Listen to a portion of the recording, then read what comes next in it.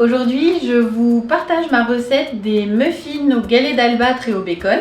Le galet d'albâtre, c'est ce petit fromage de chèvre au lait cru qui nous vient de la chèvrerie Saint-Côme, qui est tenue par Damien et Virginie.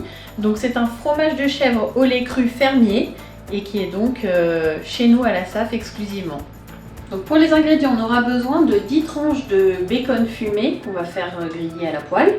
Vous pouvez aussi prendre des allumettes déjà prêtes en petit conditionnement. On aura besoin donc de 2 ou 3 galets d'albâtre en fonction de la taille de votre moule à muffins, de la farine, du beurre fondu, un pot de crème liquide et un œuf et un sachet de levure. Donc là on a découpé le bacon en petits morceaux. Pour ceux qui ne mangent pas de bacon ou qui n'aiment pas ça, vous pouvez aussi remplacer par de la dinde fumée, ça fonctionne. Et vous pouvez également acheter des petits morceaux de râpé déjà pré-découpés pour ne pas avoir à faire cette étape. Et ensuite on le met à griller dans la poêle qui est déjà chaude. On a le bacon qui est bien coloré, bien cuit. On va pouvoir le garder de côté pendant qu'on prépare la pâte des muffins. Donc là maintenant on casse un œuf. Et on va mélanger la crème liquide, donc les 250 ml avec l'œuf.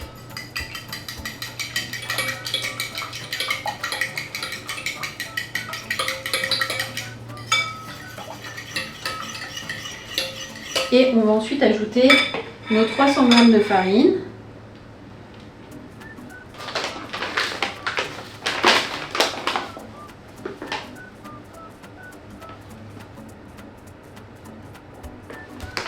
Et un sachet de levure entier.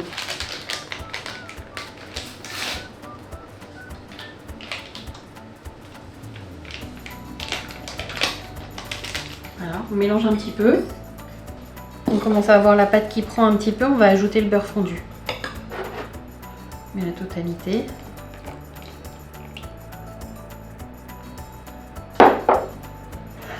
Et on continue de mélanger. Et on doit obtenir une texture qui est ni liquide ni totalement ferme, c'est un peu entre les deux. Donc ça sera forcément un petit peu coulant. Donc une fois que la pâte est formée, c'est le moment d'ajouter le chèvre coupé en morceaux, le galet d'albâtre et les morceaux de bacon. Le fromage a une texture plutôt ferme et en fait on va faire des petits morceaux pour qu'il puisse fondre un petit peu dans la pâte et qu'il en reste quelques morceaux un peu comme les pépites de chocolat. Donc là on ajoute les petits morceaux de bacon.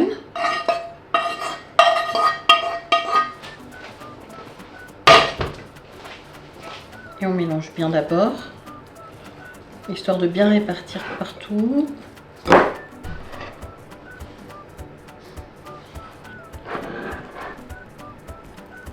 Là on les met dans les moules. Là par exemple on va pouvoir faire avec ça entre 12 et 15 petits muffins. Mais si vous avez des moules à muffins qui sont plus profonds, vous en ferez forcément un petit peu moins mais qui seront plus généreux.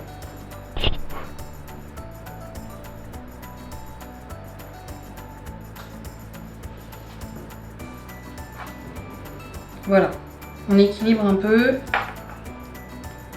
en fonction de là où il en manque et on peut mettre au four. On met les muffins dans le four préchauffé à 200 degrés, à peu près à mi-hauteur, pour 10 à 15 minutes, donc surveillez bien.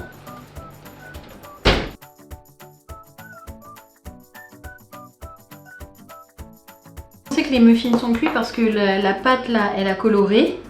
Au centre, on avait planté la pointe d'un couteau propre qui était ressortie lisse. Et on voit le fromage qui était sur les côtés qui est un petit peu fondu. Les muffins ont bien refroidi, on va pouvoir les démouler. Donc quand ils sont petits comme ça, c'est facile.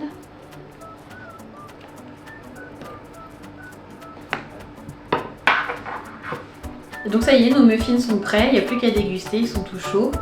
Voilà, bon appétit!